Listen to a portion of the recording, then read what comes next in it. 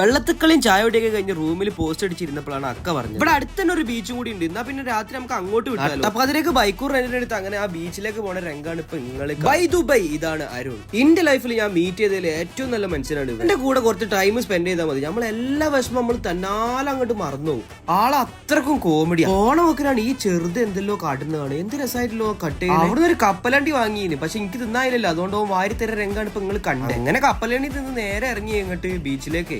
എന്ത് രസാറി. ഇപ്പൊ ഞാൻ ഈ കാണിച്ചത് എന്തിനാന്നല്ലേ, നേരെ അത്രയും വൈകിക്കണം. എന്നിട്ട് നമ്മൾ ഇവിടെ തെണ്ടി തിരിഞ്ഞ് നടക്കാണ്. ഈ സാധനം എന്റെ തലയിൽ വെച്ച് കണ്ടിട്ട് നിങ്ങൾക്ക് മാലാകായി തോന്നിയെങ്കിൽ സ്വാഭാവികമാണ്. അവിടുന്ന് ഇങ്ങനെ വലിച്ചു വിട്ട മുകളിലേക്ക് കൊണ്ടൊരു സാധനം അങ്ങോട്ട് വാങ്ങി, അതും കളിച്ചു ഉത്തിരിക്കാണ് ഇപ്പൊ നമ്മള്. അത് കള്ള വഹിച്ച് ഇളിഞ്ഞ് എന്ത് തിന്നെന്ന് ആലോചിച്ച് നടക്കുമ്പോഴാണ് നമ്മളെ മുന്നിലേക്ക് ദൈവദൂതനെ പോലെ ബീഫ് ബിരിയാണി. ഏത് ഹൈദരാബാദി ബീഫ് ബിരിയാണി. ഒന്നും നോക്കിയില്ല, അതൊരു പ്ലേറ്റ് അങ്ങോട്ട് പറഞ്ഞ്.